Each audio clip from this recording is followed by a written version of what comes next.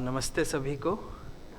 मेरा नाम रामवीर तंवर है एंड आप मुझे पॉन्डमैन नाम से भी जानते हैं, क्योंकि मैं एक ऐसी चीज़ के लिए काम करता हूँ, एक ऐसी वाटर बॉडीज़ को बचाने के लिए काम करता हूँ जिनको शायद हमारा समाज और हम कब के भूल चुके हैं। अब हम उन्हें तालाब की तरह ट्रीट ना करके सिर्फ लैंडफिल साइट की तरह ट्रीट करते हैं, सिर्फ एक डंपिंग ग्राउंड की तरह ट्रीट करते हैं। और आज मेरे सामने जितने भी ऑडियंस बैठे हैं, कोई भी इस बात से शायद इनकार नहीं कर सकता कि आपने आसपास अपने इस तरह के लैंडफिल साइट्स ना देखे हो। और जिनकी एज शायद 50 या 60 से ज़्यादा हो, 40 से भी ज़्यादा होगी, मुझे लगता है 90% लोगों की मेमोरीज होगी कि इन तालाबों में वो नहाए भी होंगे, इन तालाबों में वो कूदे भी होंगे, पूरे दिन वो घर से गायब रह के पूरे दिन तालाबों में खेले होंगे। कुछ बच्चों ने होमवर्क भी किया होगा तालाब के किनारे बैठ के। बहुत सुंदर मेमोरीज होती हैं तालाबों की। खास बात, सुंदर बात क्या है कि आप इंडिया के किसी भी स्टेट में जाओ, आपको अलग नाम इनका सुनाई देगा। हरियाणा में जोहड़ है, पोखर है, कहीं पे ताल है, कहीं तलैया है, कहीं पंजाब में छप्पड़ है। आप उड़ीसा जाइए अलग मिलेगा, बंगाल जाइए, कर्नाटका जाइए, केरला जाइए, हर जगह एक अलग नाम दिया गया है। लेकिन जो सबसे खास बात है कि किसी भी गांव की कल्पना बिना तालाब के करना नामुमकिन है। अगर गांव है तो मतलब तालाब है, गांव है तो एक बड़ा सा बरगद का पेड़ है, गांव है तो एक सुंदर सा मंदिर है। तो बिना तालाब, बिना बरगद के पेड़ के, बिना मंदिर या मस्जिद के किसी भी गांव की कल्पना करना आज शायद भारत में तो पॉसिबल नहीं हो पाता।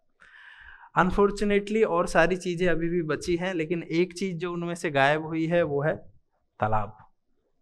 ये तालाब कोई आर्टिफिशियल इमेज नहीं है, ये तालाब हमारे आसपास के हैं। आप अगर यहाँ से 10 किलोमीटर की रेडियस में चले जाएंगे तो आपको 100% गारंटी ले सकता हूँ कि ऐसे तालाब आपको 2, 4, 5 मिल जाएंगे। तो हम इन्हीं तालाबों को बचाने के लिए काम करते हैं, इनको रेस्टोर करने की बात करते हैं। मुझे खुद याद है, मैं जब 5th, 6th, 7th क्लास में था तो भैंसों को तालाब में नहलाने जाता था। खुद तैरना नहीं आता था तो भैंस की पूंछ पकड़ के तालाब में कूद जाता था, क्योंकि कॉन्फिडेंस था, क्योंकि भैंस कभी हमने डूबती हुई नहीं देखी तालाब में। वो कैसे भी करके, कितना भी गहरा तालाब हो, निकल ही आती थी। तो उसी कॉन्फिडेंस को देखते हुए हम भी तालाब में तैरना सीखे। लेकिन अगर आज की डेट में आप तालाबों को देखेंगे तो तालाबों में भैंस नहाती नहीं है, जबकि उनमें दलदल में फंस के मर जाती है। आज हजारों तालाब, मैं खुद अपनी आंखों से सैकड़ों ऐसे केसेस देख चुका हूं गाँव में जाके, जहाँ पे गाँव वालों की सबसे बड़ी प्रॉब्लम ये है कि साहब हमारे गाँव में डेली कोई ना कोई जानवर तालाब के दलदल में फंस के मर जाता है। जब मैं उनसे, वहाँ के बुजुर्गों से पूछता हूँ कि भाई आपने कैसा देखा था, तो कहते हम तो खुद नहाते थे इस तालाब में, हम कभी नहीं डूबे इस तालाब में, लेकिन आज हमारे जानवर दलदल में डूब के मर जाते हैं। और ये वाला आप तालाब देखेंगे तो ये बहुत 25-30 एकड़ का एक तालाब हुआ करता था। लेकिन एक गाँव के बुजुर्ग मिले मुझे वहाँ पे, मैंने उनसे पूछा कि आपकी क्या यादें तालाबों के साथ जुड़ी हुई है, इस तालाब के पर्टिकुलर। तो उन्होंने कहा कि बेटा जब मैं 5th, 6th क्लास में था, मेरा कभी 2 पैसे का, 3 पैसे का सिक्का, 25 पैसे का सिक्का गिर जाता था इसमें, तो हम पानी में आंखें डालते थे, खोलते थे और सिक्का दिख जाता था। इतना क्रिस्टल क्लियर पानी इसमें था। और जब अंकल ये बात बता रहे थे, मेरे दिमाग में था कि अभी सिक्का छोड़ो, अंकल गिर गए तो 3 दिन से पहले नहीं मिलेंगे इस तालाब में, जैसी उसकी हालत है। उन्होंने जो कहा कि जैसे जैसे हाई राइज बिल्डिंग्स आसपास आई तो तालाबों की कंडीशन ये होती चली गई। कहने का मतलब ये था कि जो सो कॉल्ड सस्टेनेबल डेवलपमेंट हम कर रहे हैं, उनसे हमारे नेचुरल रिसोर्सेज का ये हालत हो जा रहा है, and this we call sustainable development. But हम और हमारी जैसी हजारों युवाओं की टीम, लोगों की टीम, स्टूडेंट्स की टीम मिलकर जब कुछ करती हैं तो बदलाव भी आता है। ये एक तालाब है जो पहले की और बाद की कंडीशन आप देख सकते हैं, लगभग 2 साल लगे। तो हमारा काम है तालाबों को, जो सुंदर कभी तालाब थे, वापस से हमने पढ़ लिख कर उनको लैंडफिल साइट बनाया, और वापस से अब हम उनको रेस्टोर करके सुंदर बनाने की कोशिश करते हैं, और हम वापस से क्लैपिंग करते हैं।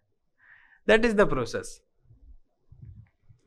ये एक तालाब है, पीछे एक बहुत बड़ा रिनोम्ड इंस्टीट्यूट है, गाजियाबाद का एक तालाब है। मुझे याद है जब हम इसको कर रहे थे तो काफ़ी लोगों से हमने सपोर्ट किया। पीछे एक, मैं उस इंस्टीट्यूट का नाम इसलिए नहीं ले रहा हूँ क्योंकि उस समय पे उन्होंने सपोर्ट नहीं किया था हमें, but I am very proud to let you know that कि this same picture of before after was used by our honourable prime minister in Mann Ki Baat, that our ponds can be restored back to their life. So this is an live example. अब आज भी आप जाएंगे उस तालाब के किनारे तो आपको एकदम सुंदर मिलेगा, लेकिन जरूर नहीं है कि सारे तालाब जितने भी हमने रेस्टोर किए सब सुंदर मिलेंगे, क्योंकि मुझे लगता है कि हम 1 साल में 2 साल में तालाब को रेस्टोर कर सकते हैं, माइंडसेट को रेस्टोर नहीं कर सकते। माइंडसेट जो तालाबों से लैंडफिल साइट बनाने का आया है वो 1 साल में नहीं आया, वो 50 साल में आया, वो जनरेशंस में आया। जैसे अभी हमारी मैम ने बताया, जनरेशंस में माइंडसेट चेंज होता है। अगर इसको रेस्टोर करना है, अंडू करना है, तो बटन दबा के नहीं किया जा सकता। ये बिफोर आफ्टर की पिक्चर भी बटन दबाते ही नहीं आई है, सालों लगे हैं उसमें। ऐसे ही तालाब तो बदल सकती है, लेकिन इसको वापस से अंडू नहीं कर सकते माइंडसेट को, उसको नेक्स्ट जनरेशन लगेगी। इसीलिए मैं बहुत सारे इंस्टीट्यूट्स में, कॉलेजेस में जाता हूँ कि धीरे धीरे सबके माइंडसेट को नॉक किया जाए ताकि अंडू होने में टाइम लगेगा। ये इस तरह के एग्जाम्पल आपको बहुत सारे मिलेंगे जहाँ तालाबों पे लोगों ने, बिल्डर्स ने कब्जा कर लिया है। हम 90% तालाबों से कब्जा नहीं हटवा पाते, बिकॉज जिन लोगों ने कब्जा किया है वो हमसे 1000 गुना पावरफुल लोग हैं। हम उनके सामने कुछ नहीं है, लेकिन कहीं कहीं पे ईमानदार एडमिनिस्ट्रेशंस भी मिलते हैं, ऑफिसर्स भी मिलते हैं। तो ये जब आप दिल्ली से मथुरा वृंदावन की तरफ जाएंगे तो नेशनल हाईवे के किनारे एक बड़ा सा तालाब है, पूरा 30-40% कब्जा था, लैंडफिल साइट बना दिया था। 2-3 साल लगे, आज भी हम वहाँ पे काम कर रहे हैं, but now this is the condition of the same lake. अब वहाँ पे कब्जा नहीं है, पूरे एडमिनिस्ट्रेशंस की हेल्प से हटा, वहाँ पे लोग वॉक करते हैं, वहाँ पे माइग्रेटरी बर्ड्स देखी जाने लगी अगेन, बिकॉज हमने माइग्रेटरी बर्ड्स के लिए वहाँ पे छोटे छोटे नेस्टिंग आइलैंड्स बनाया। These are called nesting island. Our USP is कि जब भी हम कोई तालाब बनाते हैं वहाँ पे एक नेस्टिंग आइलैंड्स बर्ड्स के लिए जरूर बनाते हैं, क्योंकि मुझे पर्टिकुलरली और मेरी पूरी टीम को, मेरे साथियों को एक ही जैसा विचार है सबका। हमें लगता है कि आज हर घर तक पाइप आ गया है, हर घर तक टैप वाटर आ गया। आज हम, अब तो टैप वाटर तो छोड़िए, रिमोट से चलने लगे हैं पानी, रिमोट से पंखे चलने लगे हैं, हर घर जल योजना भारत सरकार की आ गई है। और जब पानी हमारे घर खुद चल के आता है और हमें पानी तक जाने की जरूरत नहीं पड़ती, तो शायद हम पानी की रेस्पेक्ट करना भूल गए हैं। लेकिन पानी सिर्फ हमारे घर तक चल के आया है, टेक्नोलॉजी हमारे लिए आई है, कंप्यूटर हमारे लिए आया है, एआई हमारे लिए आई है। आज भी हजारों करोड़ों ऐसे लिविंग स्पीसीज हैं जिनके लिए तालाब आज भी उतना ही रिलीवेंट है जितना 1000 साल पहले था। बर्ड्स के लिए तो कोई टैप वाटर नहीं आया, जानवरों के लिए तो कोई टैप वाटर नहीं आया। माइग्रेटरी बर्ड्स जो हर साल उसी रास्ते पे चल के आती हैं, आज भी उनके लिए कोई टैप वाटर नहीं आया, तो वो आज भी उसी तालाब को ढूंढती हैं जो 100 साल पहले उनके बुजुर्ग ढूंढा करते थे। वो कहाँ जाएंगी? और आज तालाबों को तालाब ना करके कंक्रीटाइज का एक छोटा सा स्विमिंग पूल बनाने पे हम तुल गए। चारों तरफ अच्छे अच्छे पत्थर लगा के सोचते हैं कि हमने बहुत महान काम कर दिया, लेकिन हम तालाब के बीच में नेस्टिंग आइलैंड और उस तरह की घास लगाते हैं ताकि बर्ड्स अपना पत्ते तोड़ तोड़ के अपने घोंसले बना सके, अपने बच्चे रख सके वहां पे। That's our USP. This is the difference between our works and कोई भी बहुत बड़ा कोई ठेकेदार के काम है। ये उसका एक रिजल्ट है। आप ये करके देख सकते हैं, अपने गांव में करके देख सकते हैं, अपने स्कूल में करके देखते हैं, कैंपस में करके देख सकते हैं। क्योंकि आप कोई भी बत्तख, आप सोचिए, मैं खुद बत्तख हूँ, चारों तरफ अगर पत्थर है, लोग वॉक कर रहे हैं, गाड़ियां चल रही है, अगर मैंने वहां पे अपने बच्चे छिपा भी दिए, अंडे रख भी दिए, क्या आपको लगता है शाम तक वो सेफ बचेंगे? और अब तो कुत्ते बिल्ली इतने सारे हैं, शाम तक वो भी चखने में यूज कर लेंगे। इसीलिए उनको बीच में सेफ एंड सिक्योर प्लेस देने की एक ये हमारी तैयारी रहती है, कोशिश रहती है, और वही काम हम करते हैं। अभी तक जितने भी पॉइंट से 80% में हम ये नेस्टिंग आइलैंड जरूर बनाते हैं। इसके अलावा इस तरह के लैंडफिल साइट आपने जरूर देखे होंगे, इस शहर में भी होगा, अब दुनिया के, इंडिया के किसी भी शहर में चले, लैंडफिल साइट्स की भरमार है। हम वहाँ पे तालाब तो नहीं बना सकते, लेकिन 2021 से हमने शुरुआत की कि इनको अर्बन फॉरेस्ट बनाया जाए। And I am very proud कि अब तक हम इंडिया के 11 स्टेट्स में काम कर रहे हैं पॉन्ड्स और अर्बन फॉरेस्ट में, और बहुत सारे ऐसे लैंडफिल साइट्स को फॉरेस्ट में कन्वर्ट कर चुके हैं। This is the live example. You can go anywhere, anytime. I'll send you location.